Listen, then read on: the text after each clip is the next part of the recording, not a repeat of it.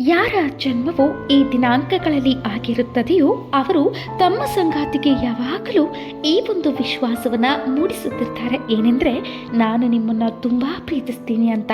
ಆದರೆ ಇವರನ್ನ ಅವರ ಮುಂದಿನವರು ಅಥವಾ ಅವರ ಸಂಗಾತಿ ಸರಿಯಾಗಿ ಅರ್ಥ ಮಾಡ್ಕೊಳ್ಳೋದಿಲ್ಲ. ಹಾಗಾಗಿ ಅವರು ತಮ್ಮ ಮನಸ್ಸಿನ ಮಾತನ್ನ ಮನಸ್ಸಿನಲ್ಲಿ ಅದುಮಿಟ್ಕೊಳ್ತಾರೆ. ಆದರೆ ಸುಮಾರು ಬಾರಿ ಇವರ ಒಂದು ಆಕ್ಷನ್ಸ್ಗಳು ಇವರ ಹುಚ್ಚು ಪ್ರೀತಿಯನ್ನ ಪ್ರದರ್ಶಿಸುತ್ತದೆ.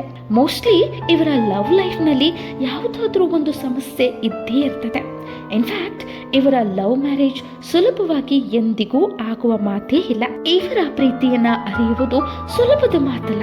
ಒಂದು ವೇಳೆ ಇವರ ಪ್ರೀತಿಯನ್ನ ಅರಿಯಬೇಕಾದ್ರೆ ನೀವು ಮೈಂಡನ್ನ ಉಪಯೋಗಿಸದೆ ಮನಸ್ಸನ್ನ ಉಪಯೋಗಿಸಿ.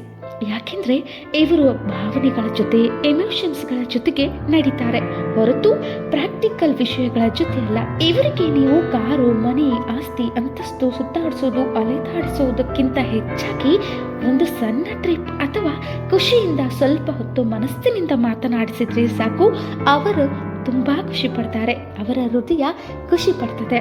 ನಿಮ್ಮ ಒಂದು ಹೆಲೋ ಇಂದ ಅಥವಾ ಸಂಗಾತಿಯ ಒಂದು ಮೆಸೇಜ್ನಿಂದ ಇವರ ಪೂರ್ತಿ ದಿನ ಉಲ್ಲಾಸದಿಂದ, ಉತ್ಸಾಹದಿಂದ, ಸಂತೋಷದಿಂದ ಕೂಡಿರ್ತದೆ. ಇವರು ಎಂದಿಗೂ ಡಿಮಾಂಡಿಂಗ್ ಪರ್ಸನ್ ಆಗಿರೋದಿಲ್ಲ. ನಾನು ಹೇಳಿರುವಂತಹ ಈ ಒಂದು ವಿಷಯ ನಿಮಗೆ ಇಷ್ಟವಾದಲ್ಲಿ ಕಮೆಂಟ್ ಬಾಕ್ಸ್ನಲ್ಲಿ ತಿಳಿಸಿ ನೀವು ಈ ದಿನಗಳಲ್ಲಿ ಯಾವ ದಿನ ಜನಿಸಿದ್ದೀರೆಂದು.